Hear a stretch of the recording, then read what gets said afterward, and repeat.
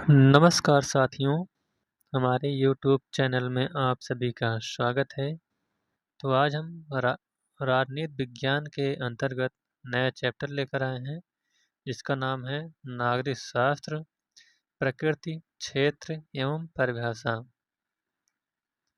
तो चलिए शुरुआत करते हैं।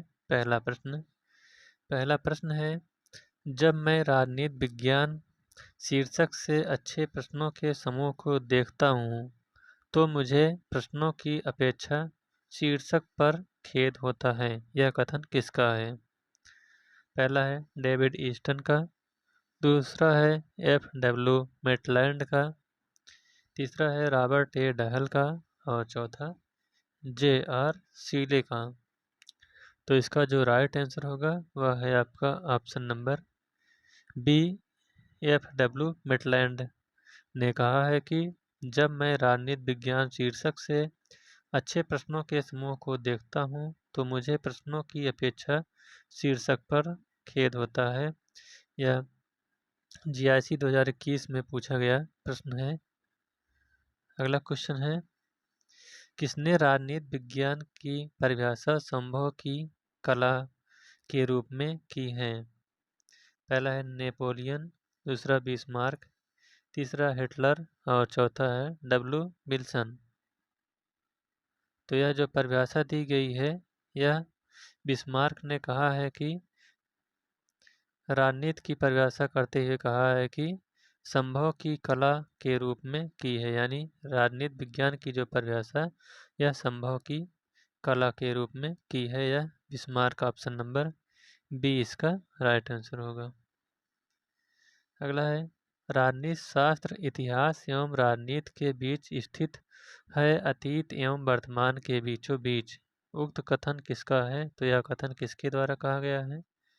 पहला है J. ब्राइस, दूसरा P. जने, तीसरा है एलेस्की द ताकविल और चौथा है आइबर ब्राउन। तो इसका राइट आंसर है ऑप्शन नंबर ए, J. ब्राइस। J. ब्राइस ने कहा है कि राजनीति शास्त्र इतिहास एवं राजनीति के बीच स्थित है, अतीत एवं वर्तमान के बीचों बीच। अगला क्वेश्चन है, अर्थशास्त्र का संबंध वस्तुओं से है जबकि राजनीति शास्त्र का लोगों से है। एक का लेना कीमतों से है तथा दूसरों का मूल्यों से है। यह कथन किसका है? पहला है हैलोबेल का, दूसरा आई ब्राउन का, तीसरा R.N. गिलक्राइस्ट का और चौथा है उपरोक्त में से कोई नहीं। तो इसका जो राइट आंसर है वह है R.N. गिलक्राइस्ट ने कहा है कि अर्थशास्त्र का संबंध वस्तुओं से है जबकि राजनीति शास्त्र का लोगों से, एक का लेना कीमतों से है और दूसरा का मूल्यों से है। अगला क्वेश्चन है, किसने कहा है कि राजनीतिक विज्ञान राज्य के साथ प्रारंभ और अंत होता है? पहला गार्नर, दूसरा R.H. डहल, तीसरा गैरिस और चौथा हैराल्ड लासवेल। तो यह जो कहा गया है, यह गार्नर ने कहा है कि राजनीति विज्ञान राज्य के साथ प्रारंभ और अंत होता है। ऑप्शन नंबर ए इसका राइट आंसर होगा। अगला क्वेश्चन है, राजनीति विज्ञान सामाजिक विज्ञान का वह अंग है जो राज्य के आधारभूत तत्वों तथा शासन के सिद्धांतों का विवेचन करता है।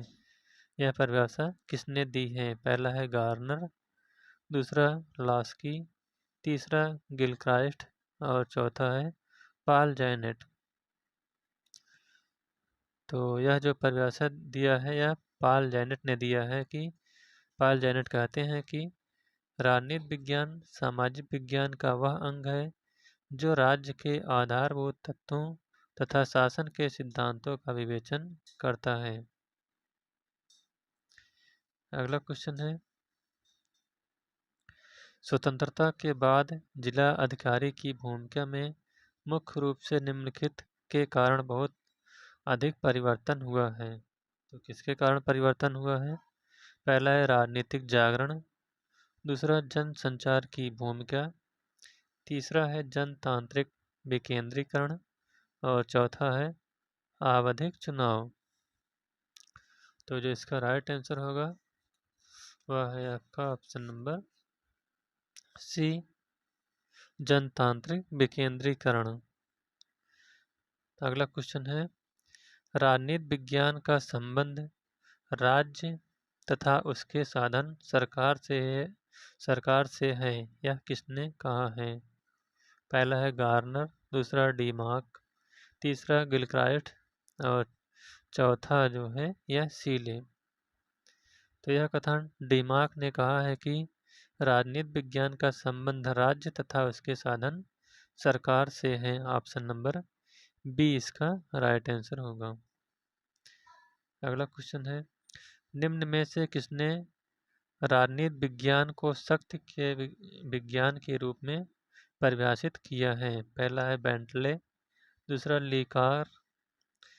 लीकॉक, तीसरा कैटलिन और चौथा लास्की।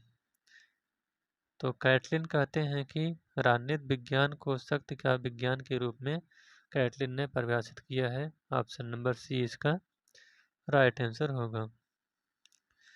अगला है, किस विचारक का संबंध राजनीतिक पतन शब्द के साथ है? पहला है डेविड ईस्टन, दूसरा हटिंगटन, तीसरा डेविड एप्टर और चौथा है पावेल।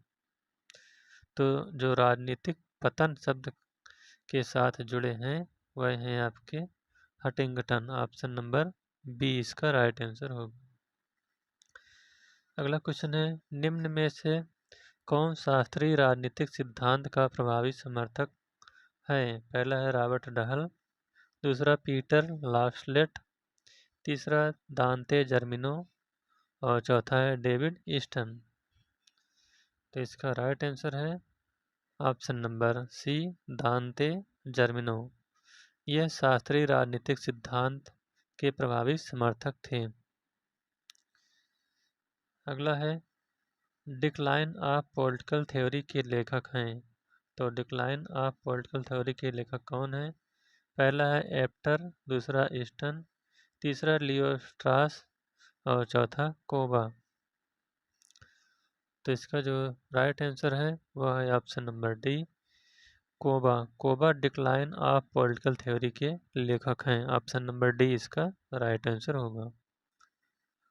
अगला है, ग्रामर ऑफ पॉलिटिक्स के लेखक हैं। तो ग्रामर ऑफ पॉलिटिक्स के लेखक कौन हैं?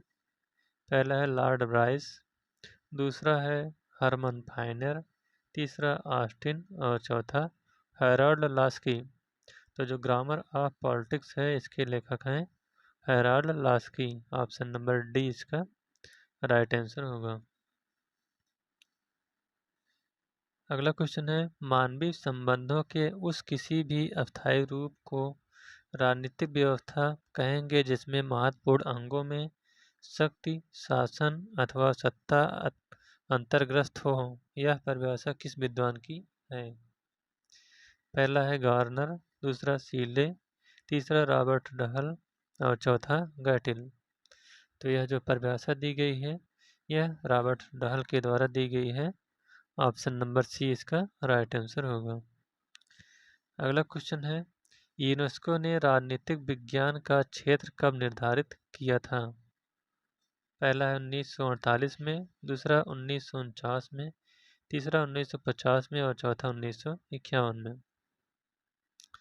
तो इसका राइट आंसर है ऑप्शन नंबर ए, यूनेस्को ने राजनीतिक विज्ञान का क्षेत्र 1948 ईस्वी में निर्धारित किया था। ऑप्शन नंबर ए इसका राइट आंसर होगा। अगला है, राजनीति शास्त्र के पिता माने जाते हैं। तो राजनीति शास्त्र के पिता कौन माने जाते हैं? पहला है सुकरात, दूसरा अरस्तु, तीसरा चाणक्य और चौथा कार्ल मार्क्स। तो राजनीति शास्त्र के पिता अरस्तु माने जाते हैं। ऑप्शन नंबर बी इसका राइट आंसर होगा। अगला क्वेश्चन है, राजनीति विज्ञान के अंतर्गत राज्य तथा सरकार का अध्ययन किया जाता है। राजनीति विज्ञान की यह परिभाषा किसने दी है? पहला है गार्नर, दूसरा सीले, तीसरा गैरिल और चौथा है गिलक्राइट्स। तो यह प्रसिद्ध जो परिभाषा है, यह गार्नर महोदय कहते हैं कि राजनीति विज्ञान के अंतर्गत राज्य तथा सरकार का अध्ययन किया जाता है। सॉरी, यह जो परिभाषा दी गई है यह आपका गिलक्राइस्ट के द्वारा दी गई है। ऑप्शन नंबर डी इसका राइट आंसर होगा, गिलक्राइस्ट। अगला क्वेश्चन है, परंपरागत राजनीति विज्ञान का निम्न में से कौन लक्षण नहीं है? पहला है अमूर्त रूप, दूसरा काल्पनिकता, तीसरा दार्शनिकता पर बल और चौथा तथ्यों के अध्ययन पर बल। तो जो परंपरागत राजनीति विज्ञान का निम्न में से लक्षण नहीं है वह है आपका तथ्यों के अध्ययन पर बल। ऑप्शन नंबर डी इसका राइट आंसर होगा। अगला क्वेश्चन है, किसने कहा है कि इतिहास का राजनीति विज्ञान के बिना फल नहीं तथा राजनीति विज्ञान का इतिहास के बिना जड़ नहीं? यह किसने कहा है? पहला है गार्नर, दूसरा ब्लंटसली, तीसरा सीले और चौथा है पॉल जेनेट। तो यह सीले ने कहा है कि इतिहास का राजनीति विज्ञान के बिना फल नहीं तथा राजनीति विज्ञान का इतिहास के बिना जड़ नहीं। ऑप्शन नंबर सी इसका राइट आंसर होगा। अगला क्वेश्चन है, निम्न में से कौन सा समुच्चय राजनीति विज्ञान के विषय क्षेत्र को परिभाषित करता है?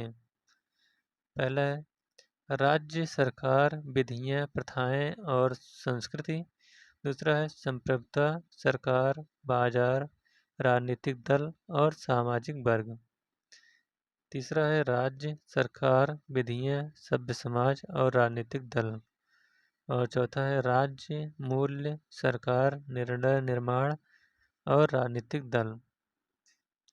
तो इसमें जो राजनीति विज्ञान के विषय क्षेत्र को परिभाषित करता है वह है आपका ऑप्शन नंबर डी, राज्य, मूल्य, सरकार, निर्णय निर्माण और राजनीतिक दल। ऑप्शन नंबर डी इसका राइट आंसर होगा।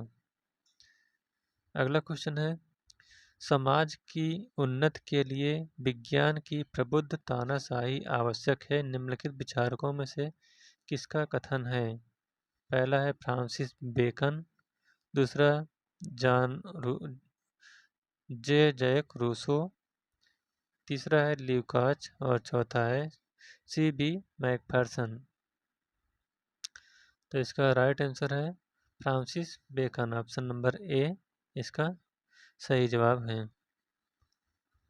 अगला है, कैटलिन के अनुसार राजनीति विज्ञान का विषय क्षेत्र क्या है?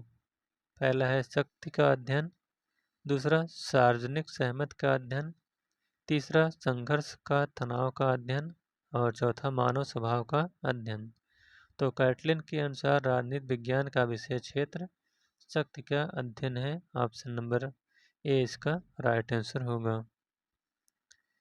अगला क्वेश्चन है, आंग्ल भाषी जगत में राजनीतिक सिद्धांत मर चुका है, साम्यवादी देशों में वह बंदी है और अन्यत्र मर रहा है।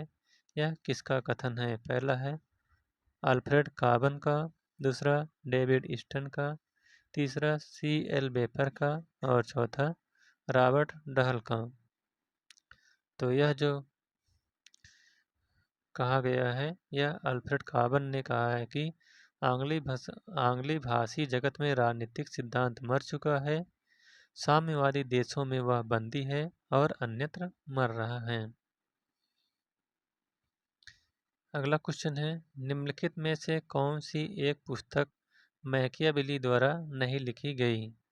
पहला है द प्रिंस, दूसरा है द डिस्कोर्सेज ऑन लिबी, तीसरा है द आर्ट ऑफ वार और चौथा है बेहेमोथ।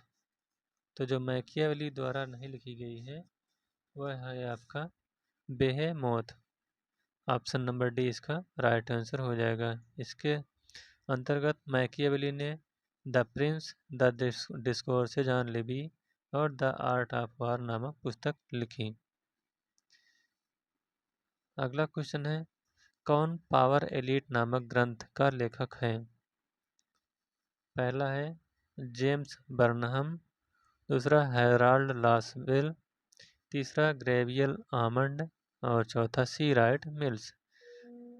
तो जो पावर एलीट नामक ग्रंथ के लेखक हैं वह हैं आपके C Wright Mills. Option number D इसका राइट आंसर होगा।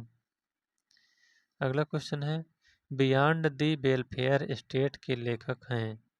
पहला है रॉबर्ट नॉजिक, दूसरा डी एल हाफमैन, तीसरा गुन्नार मिर्डल और चौथा जॉन गुंटर। तो जो बियॉन्ड द वेलफेयर स्टेट के लेखक हैं वह हैं आपके Gunnar Myrdal. Option number C इसका राइट आंसर होगा।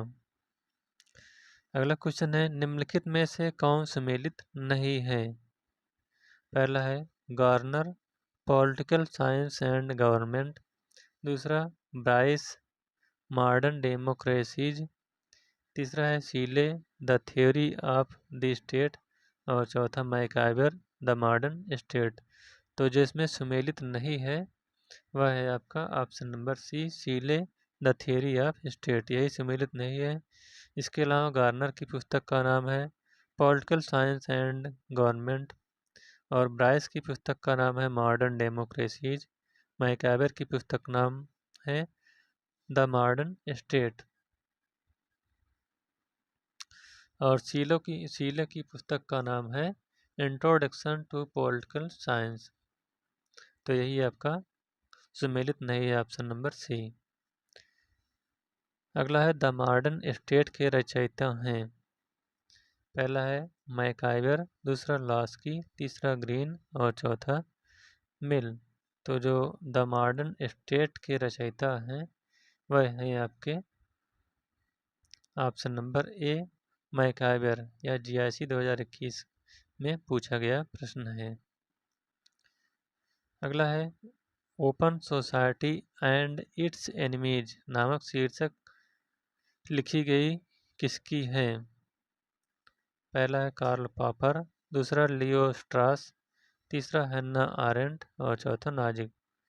तो जो open society and its enemies नामक शीर्षक से पुस्तक लिखी है वह है आपका option number A Karl Popper. अगला है किसने politics in India since independence नामक पुस्तक लिखी?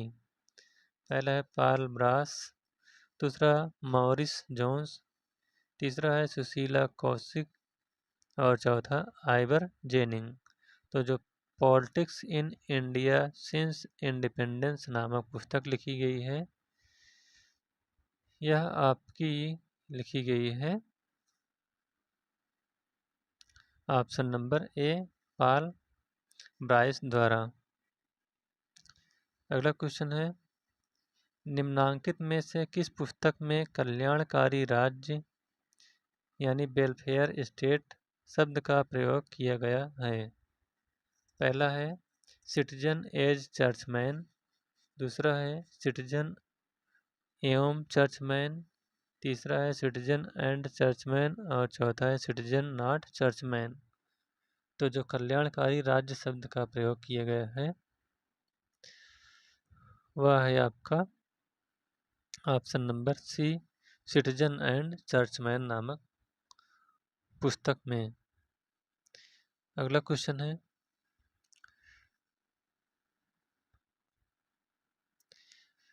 प्रोपोर्शनल रिप्रेजेंटेशन नामक पुस्तक किसने लिखी? पहला है जे एस मिल, दूसरा लॉर्ड ब्राइस, तीसरा जे एच हैलट और चौथा है डब्ल्यू एफ बिलोबी। तो जो प्रोपोर्शनल रिप्रेजेंटेशन नामक पुस्तक लिखी गई है यह आपकी लिखी गई है जे एच हैलट द्वारा। ऑप्शन नंबर सी इसका राइट आंसर होगा।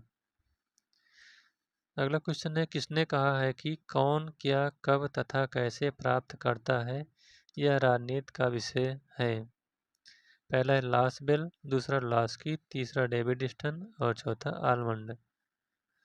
तो यह लासबेल ने कहा है कि कौन, क्या, कब तथा कैसे प्राप्त करता है। ऑप्शन नंबर ए इसका राइट आंसर होगा। अगला क्वेश्चन है, राजनीति मानव समुदाय द्वारा अपनी समस्याओं से निपटने की प्रक्रिया है, यह किसने कहा है? पहला है अरस्तु, दूसरा गैटेल, तीसरा हेराल्ड लासबेल और चौथा हर्बर्ट जे स्पैरो। तो यह जो कहा गया है, यह हेराल्ड लासबेल ने कहा है कि राजनीति मानव समुदाय द्वारा अपनी समस्याओं से निपटने की प्रक्रिया है। ऑप्शन नंबर सी इसका राइट आंसर होगा। अगला क्वेश्चन है, राजनीति विज्ञान एक उपशाखा के रूप में तुलनात्मक राजनीति के विकास में निम्नलिखित में से किसने योगदान दिया है? पहला है आर्थर बेंटले, दूसरा ग्राहम वालास, तीसरा हेराल्ड लास्की और चौथा आर.टी. मैकेंजी। तो इसका राइट आंसर है option number C, Harold Laski. Harold Laski ने राजनीति विज्ञान की एक उपशाखा के रूप में तुलनात्मक राजनीति के विकास में योगदान दिया है। अगला है, डेविड ईस्टन के अनुसार निम्न में से कौन सी राजनीतिक व्यवस्था नियामक कार्यविधियां होती हैं? पहला है सामाजिक सांस्कृतिक मानदंड, दूसरा संप्रेषण, तीसरा निस्सारक क्षमताएं और चौथा है वितरणात्मक क्षमताएं। तो इसका जो राइट आंसर है वह है आपका ऑप्शन नंबर ए, सामाजिक सांस्कृतिक मानदंड। अगला क्वेश्चन है, निम्नलिखित में से किसने राजनैतिक व्यवस्थाओं का राजनैतिक प्रजातंत्र, पररक्षक प्रजातंत्र, आधुनिकी अल्पतंत्र, सर्वसत्तात्मक अल्पतंत्र और पारंपरिक अल्पतंत्र में वर्गीकृत किया है? पहला है एडवर्ड सिल्ज, दूसरा लुसियन पाई, तीसरा ए.एफ.के. आर्गेन्स्की और चौथा है डेविड एप्टर। तो इसका राइट आंसर है ऑप्शन नंबर ए, एडवर्ड सिल्ज।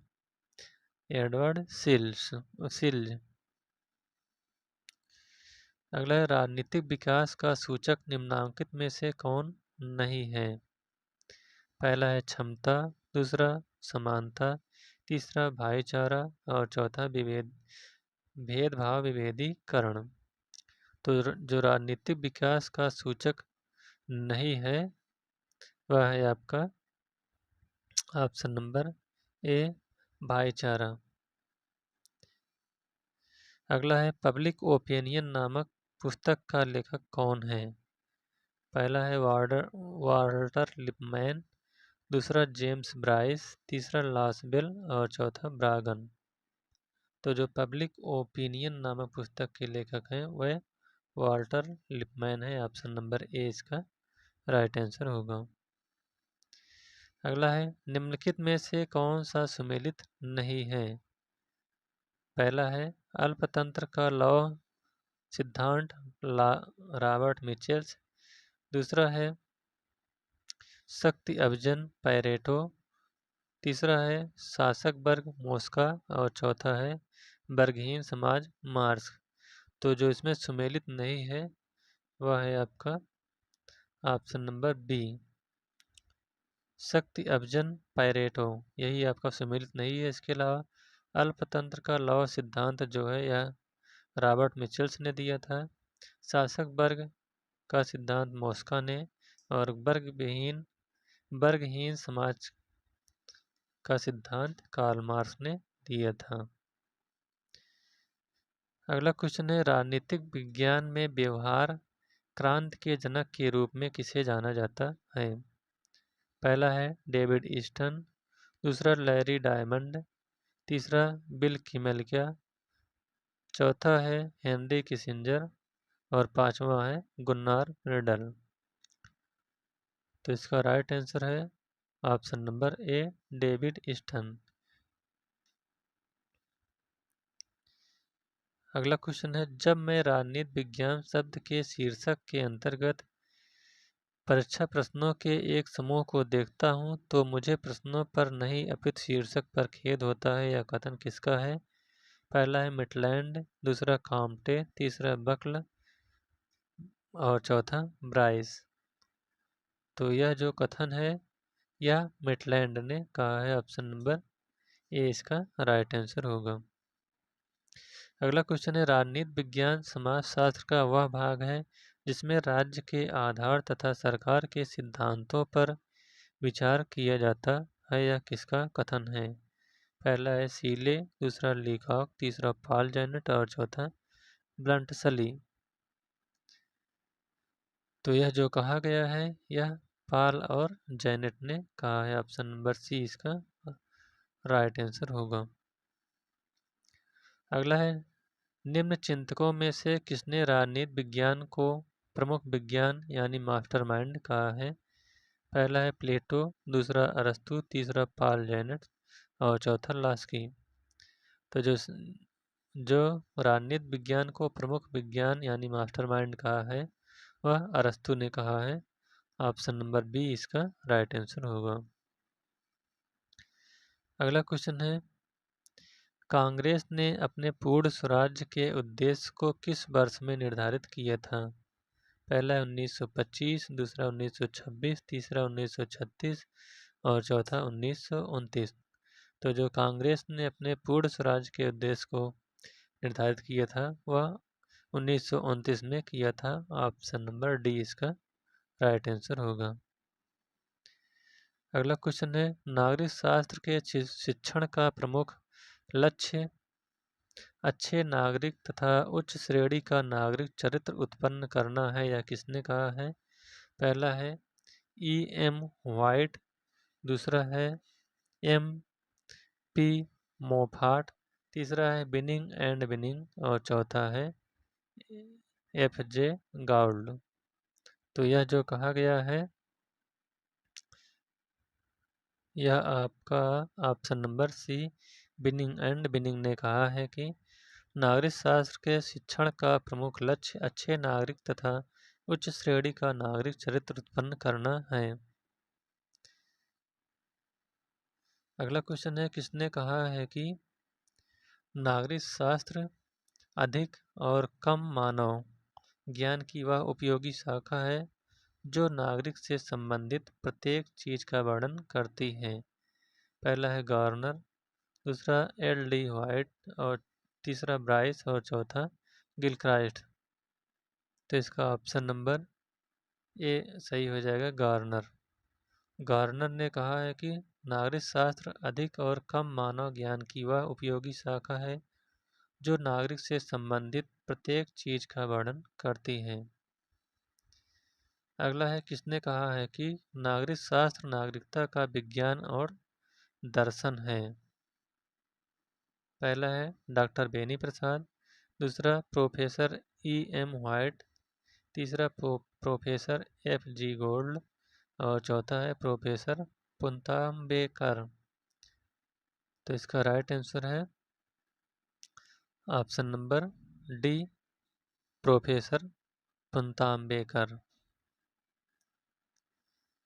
अगला क्वेश्चन है, राजनीति के अध्ययन में सबसे केंद्रीय सिद्धांत क्या है? पहला विधि, दूसरा शासन, तीसरा राजनैतिक शास्त्र, चौथा प्रभुत्व और पांचवा है राज्य। तो जो राजनीति के अध्ययन में सबसे केंद्रीय सिद्धांत है वह है आपका राजनैतिक शास्त्र। ऑप्शन नंबर सी इसका राज्य है। ऑप्शन नंबर डी इसका राइट आंसर होगा, राज्य। ऑप्शन नंबर ई। अगला क्वेश्चन है, निम्न में से एक हर्बर्ट साइमन के निर्णय निर्माण उपागम की विशेषता है? पहला है गतिशीलता, दूसरा इनपुट आउटपुट मॉडल, तीसरा है बुद्धिपरक वैज्ञानिक और चौथा है विवेक निरपेक्ष। तो जो हर्बर्ट साइमन के निर्णय निर्माण की उपागम की विशेषता है वह है बुद्धिपरक वैज्ञानिक, ऑप्शन नंबर सी इसका राइट आंसर होगा। पिछला क्वेश्चन फिर से एक बार देख लेते हैं कि राजनीति के अध्ययन में सबसे केंद्रीय सिद्धांत क्या है। पहला विधि, दूसरा शासन, तीसरा राजनीतिक शास्त्र, चौथा प्रभुत्व और पांचवा है राज्य। तो राजनीति विज्ञान के अध्ययन में सबसे केंद्रीय सिद्धांत जो है यह राज्य है। ऑप्शन नंबर ई इसका राइट आंसर होगा। तो इस प्रकार से यह वीडियो यहीं पर समाप्त होता हुआ। Thank you.